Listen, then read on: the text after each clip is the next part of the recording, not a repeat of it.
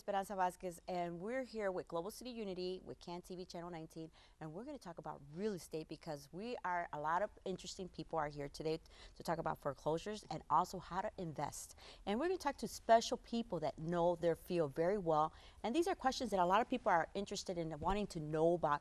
How do I go about this, or how do I invest, or what do I do because my home is in foreclosure? So we're going to go straight to Ross first, and then we're going to go to Tyrone so he can tell us a little bit more about, real estate. Hi, Ross. How Hi, you doing? how you doing? How? Okay. So you're dealing with foreclosure. Is that correct? Correct. And tell me exactly. Okay. For instance, there's people that are right now in a lot of problems, and they're going through foreclosure. So what do you do, and how do you help them out? By Well, them? the most important part about what's going on right now in the market is where's the money going? Mm-hmm. A lot of people, there is no movement in the economy. Our unemployment rate is still high. I've worked for Chase Bank, so I've been dealing with modifications for the past 7 years, and there's been changes to the modifications. What's a modification? Basically, a modification is when you have a hardship or you're falling behind on your payments, Mm-hmm. you want to deal directly with the bank. And in 2009, from 2001 to 2009, we had a spike in homes sales and refinances and stuff like that. So you have someone that probably owed 50,000, and then all of a sudden he refinanced twice, and now he took out 50,000, 50,000. So now he's at 150,000 in 2009, and everything drops. So what happens? You have millions of people that are losing their homes from 2009 to 2010, 11, 12, and then the banks are so backed up. So what happened? The president started giving out this money to the banks, Mm-hmm. and they held on to it because they were trying to come up with a strategy before they started implementing these programs. Mm-hmm. And their departments weren't full of people to help these people, so they were very backed up. And in 2010, 2011, they started doing these modifications for people with rates at 2, 3%, but they weren't fixed. So now we have clients that modified their home from 2009, 10, 11, 12 that want to qualify for this new program. It's called principal reduction. So basically, how does principal reduction work? Principal reduction works if you owe 200,000 on your home, and your neighbor or across the street somebody sold your home, right?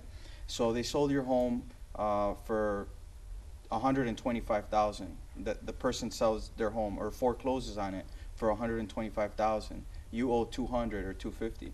With this program, you're able to qualify for a reduction and lower your balance on your home. So if you owe 200, your new loan could be 125. So when they go to look at the values, they're looking at your home in within 3-4 mile radius. So whatever has sold, they give you that same value. Now the hard part about it is when the bank calls you, they ask you questions. You know, so if I were to call you, I would say, "Hi, Esperanza, the call's recorded. I just want to let you know, can we proceed?" And you say, "Yeah, we could proceed because I need you to help me lower the rate on my house. I just lost my job, or my husband or something, lost his job and stuff like that." And then what happens is you give them too much information. So you tell them, well, thinking that they're going to give you a lower payment, you tell them that your situation is very difficult, and the bank doesn't want to hear that. So they know what your mortgage payment is, first of all. So let's just say your mortgage payment's 1,500, and then all of a sudden they ask you how much food do you spend in your household, like how much do you spend in food, and you tell them thinking that they're going to give you a lower payment. Well, I spend about $1,200 on food a month. I got two children, and me and my husband. So yeah, we spend about like $1,200 a month in food, and then your payment's $1,500 a month, your mortgage payment, and it probably includes principal, interest, tax, and insurance. So then now your debt is at 2,500, and your income is at 2,500. So the program to get the principal reduction is based on a debt to income ratio. So you take your debt divided by your income, and you come up with the ratio. And the investors that are buying these loans want to see those numbers. I'm an expert with those numbers. I've been doing principal reduction for the past 2.5, 3 years, because this program hasn't been around for that long. Modifications I've been doing for 7 years. I was working for Chase in 2010. I handled 3 states for Chase Bank: Texas, Louisiana, and Florida. And at that time, the modification departments, they were getting full, but they didn't really know what they were doing. And till this day, a lot of the underwriters, a lot of the processors that work for these banks don't have the experience to close on these files. I had a mortgage company in 2005, 6, 7, 8, and I've seen those loans, and I've seen the peak and I've seen the low. So I learned a lot from the past, and a lot of the people that work for these banks, they don't understand how the big picture works. So we're in a situation where the banks don't know what's going on, the homeowners don't know what's going on, and what's going on in the process. People are foreclosing on their homes. People are losing their homes in the city of Chicago. Our office is at 20. Okay, let me stop you really quickly because you mentioned something that kind of like put a red sign, for some of the people that are out there listening to you. You said they call you, They call you. and it's not okay to answer them because Well, it because is okay, I mean because but at the they're same- in trouble. Okay, so Right. you're saying kind of like it's kind of scary It's a because catch-22. because you're saying they're gonna ask you all these questions and then they're gonna bam hit you with something else, Well, and that's kind of scary because then it's making people think that maybe I shouldn't answer the phone, but then you're gonna get yourself more in trouble. Wouldn't they get themselves more in trouble Not if they don't answer necessarily. that phone? Here's the situation.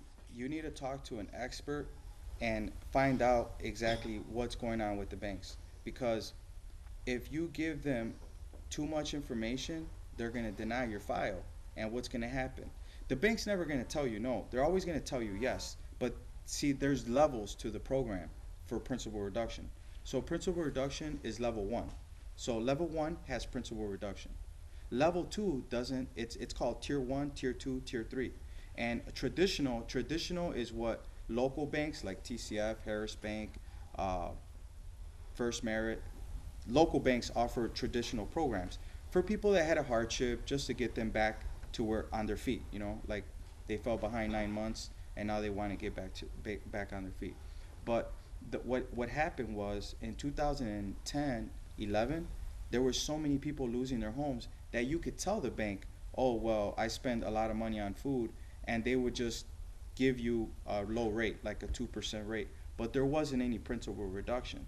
Now you need to have a certain type of income. You need to have a certain type of debt.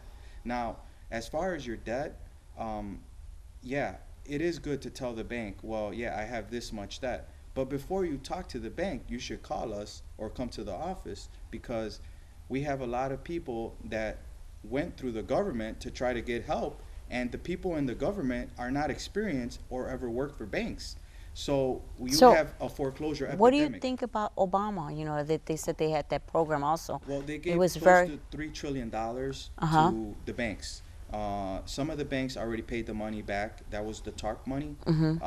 There is a website you can go to. It's called makinghomeaffordable.com, and you can find out exactly how the principal reduction works. But see, when you have someone fighting for you, especially a law office, it's more in your benefit to work with a law firm, because we're going to defend you. We actually had clients that owned their home free and clear because they were part of a pool with Bank of America, and those people now, they own their homes free and clear because they won the lawsuit. We had a client that we started their case, and now they don't have to make a payment. That's just one out of many of the clients. I'm not saying that everybody's going to own their home free and clear, but what I'm saying is, if you started your loan with Countrywide, we all know Countrywide was lending people money that shouldn't have been lent, right? And their values were inflated. So people took out a lot of money and their values were inflated. And then what happened with Countrywide? Bank of America bought Countrywide out, right? So now Bank of America doesn't want to be at risk for lawsuits. So what do? They transfer you to other investors. These are investors that they give their loan to, like M&T Bank, Ocwen, Nation Star. We work directly with those investors, and they're more than able to help you, but they want to see a file complete. They want someone to work that file out correctly. They want somebody that will explain to them why they fell behind. And you don't even necessarily have to be behind on your payments. You could be current on your payments and still qualify for the program. There's two programs. There's a home affordable modification program, and then there's a home affordable refinance program. And both of those programs are for people that either fell behind or people that are current on their payments. Okay, so what do you say to the people that, okay, did that, and then they went back to the same thing? Do they lose their home? Well, in order to qualify for the program, you need to have a hardship. Your hardship could simply be that I have an adjustable rate mortgage and it's at 3%, but now I want my rate is going up. My payment's going up. So let's say your payment is $1,200 and your rate was 3%, and you modified your home in 2010. Well, guess what? Your rate's going to expire this year in 2015. So now you need to re-modify your mortgage to lock yourself in at a 2% for another 5 to 10 years. Most of the times they give you a 2% for 30 years, fixed. And I've seen it up to 40 years, because what the banks want to do and what the investors want to do, they want your payment to be like $500 a month compared to $1,500, because now you have $1,000 in your pocket. I know it sounds a little bit complicated, but they're numbers, and I'm an expert with the numbers. And like I said, you know, the banks are trying to get rid of liability, so they're giving out the loans to investors. And if you have a loan, let's just say you have a loan that was with Bank of America or Chase or Citibank, and now you received a letter in your mail saying, do not make a payment. Now you have to make a payment to us, the investors. But right now, we don't want you to make a payment. We're trying to contact you to fix the situation. So what do you suggest to the people that don't understand anything, they don't understand English or anything like that?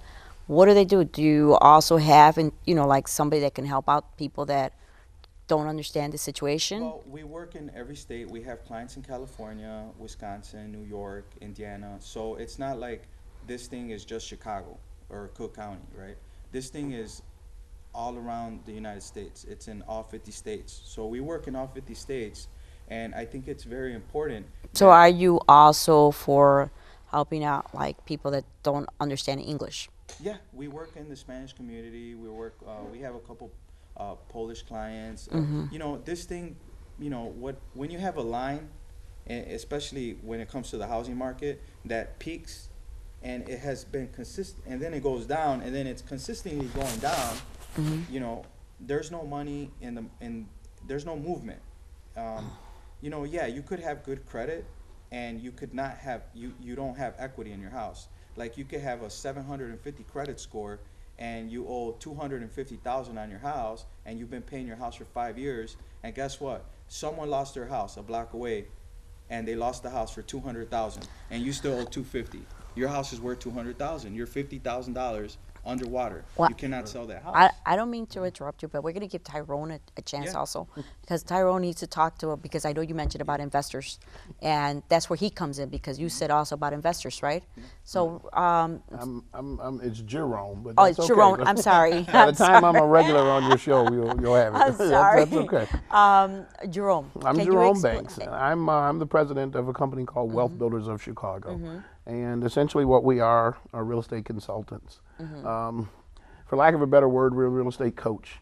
We Okay. kind of hold the hands of people who are looking to invest in the real estate market, and the market and climate that's been created as a result of some of the very things you've touched on, the extreme number of foreclosures. And I heard you ask him a question about, you know, if he'd be willing to talk to people who you may have some difficulties in Exactly. kind of understanding.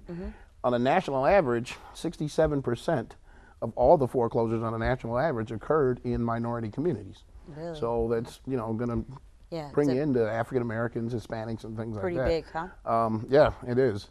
What it's done, though, and it may sound a little unfortunate, but what it's done is it's also created an environment for people to really do well in terms of being able to go in and take advantage of those properties that were at one point, you know, at the top of the market. And like Ross mentioned, because we've had a downward turn in the market, same property that might have been $300,000, you know, a year ago, or, you know, before the market crashed, you can pick up some of those same buildings for 50 grand. that sort of thing right now. So it's really created a wealth building opportunity for a number of people. And so what we kind of do is go out and kind of go after people who want to be investors, Right.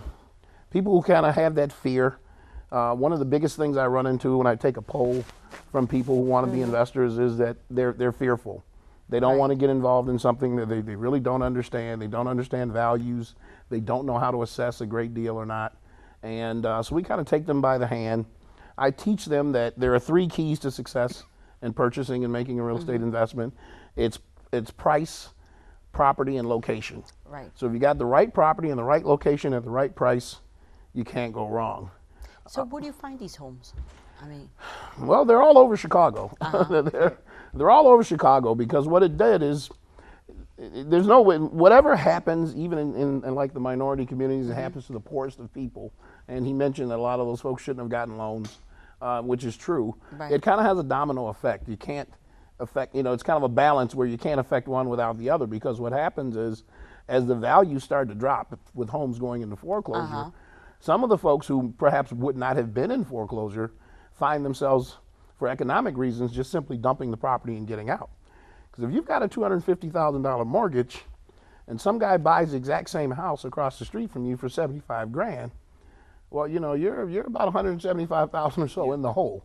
that's exactly what I was going to say. I mean, wouldn't the people get upset because somebody's going to buy something for like a less, and then the other person, Yeah, went I and mean, paid a lot? So It's like I said, it's a domino effect. It almost puts Yeah. you in a position to where you have no choice. Exactly. So what that does is it expands the market even more, Mm-hmm. because you may be up on your payments, but economically, in your mind, it makes sense. Why would you continue to pay $250,000 for something that's now valued at $75,000? exactly. It would almost be in your interest to simply dump the property. And so a lot of people ended up doing that. So it really did have a trickle down or trickle up, if you will, Right. kind of domino effect. So how on the much do entire investors market. have to have? Do they have to have good credit or anything like that when they're investors? I've seen over the last year or so the market start to change. Initially, when the fallout first occurred, I mean, the banks wouldn't touch anyone. Right. Obviously, they're definitely afraid of doing a mortgage loan. People were very, very cautious. You didn't want your name on a loan that went bad. Right. You had mortgage companies and even appraisers that didn't want to be associated with, bad loans. A lot of what went on was kind of packaging and selling, to where they were packaging things, like he said, for people that perhaps should not have gotten a loan. Values were inflated.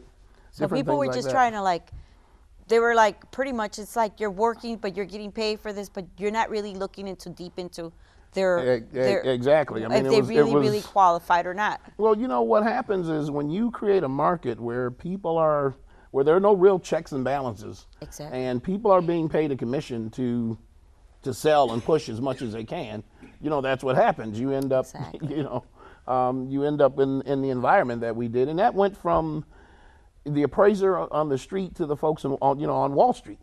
I mean, their job was to package as many of these things up as they can and get them sold, and that's how everyone made money. So obviously, we realized, the bubble effect that was created, Right. and when it burst, a lot of people lost out.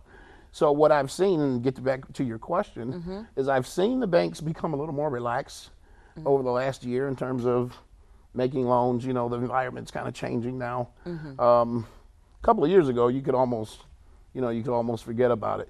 You don't have to have absolute perfect credit in order to qualify for a home loan. You don't have to have tons of money in the bank to be an investor. I tell people that all the time. There are programs and properties that we can get people into with moderate to good credit that we can get people into literally with no money down. So I encourage people to come back into the market. Even though we had the fallout, real estate is still one of the safest places to put your money or to invest your money. We're in an environment right now to where I teach my students that real estate is probably one of the fastest vehicles, one of the fastest ways to obtain wealth in this country today because of some of the things he mentioned.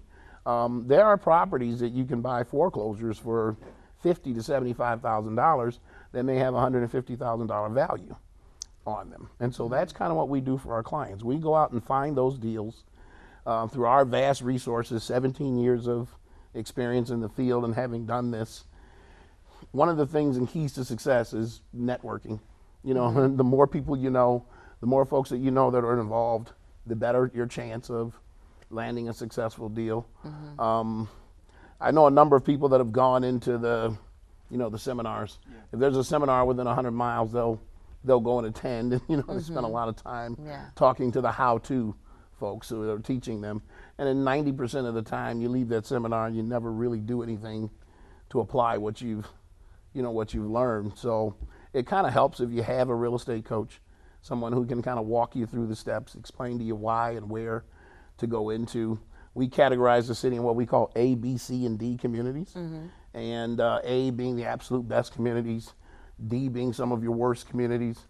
And we talk to them about what that means for their investment dollar in terms of if you went into an A versus a B or a C, what you can expect as far as return, what you want to look out for as far as pitfalls.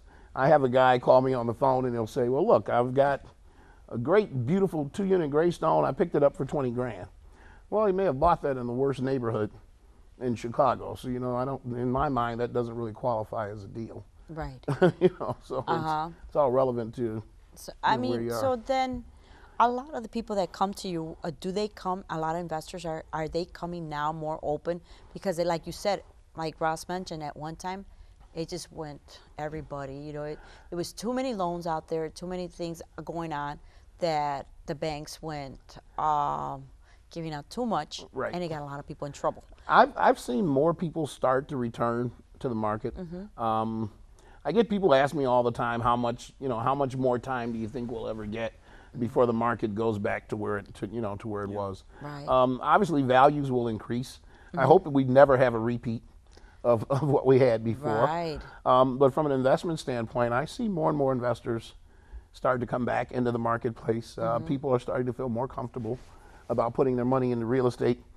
It's like, if I had to liken it to the stock market, I would say that you want to buy at a time when the market is down, because at that point you have nowhere to go, Exactly. you know, but up. And so when we're teaching people about investing in the market, we talk to them about things like net worth and how it equates and associates, you know, with wealth itself, meaning that the total sum, your wealth is equal to the total sum of your net worth. So when you're buying a property, you take advantage of something that has equity in it. And that's why I said you could literally pick up, you know, a place that's worth $200,000, you picked it up for 75. Essentially, you just made $125,000 because that's going to apply directly to your net worth. But don't you have to, from my understanding, don't you have to live in the home if it's the first time and you're going to buy something like that, like for a good deal in a good neighborhood where you set, you know, like and you made a, you know, like you could make a profit. You can't just go right away and sell it. You're supposed to live in it for a year. Is that correct? You don't necessarily have to live in it from an investment standpoint. You do need to allow it to do what they call season, which means that you have 90 days to 6 months before you can turn right around and sell that for a certain markup. Okay.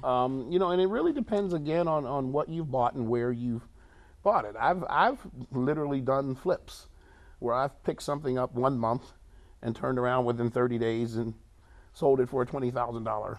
I see. You know, markup. I So- did see the market because I was looking into, my son just purchased a home, and just exactly like you were saying, he bought as an investment. He bought it, you know, just very, very low, but he needed some fixing. Sure. But the location was good.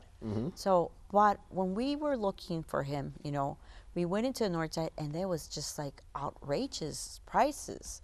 The north side was just like this little area where you never thought it would be like booming up. It just like the market there for a house that you would look at somewhere else in a different location, you wouldn't pay that much money for like a 1-bedroom home. Right. You know, for like 300 and something.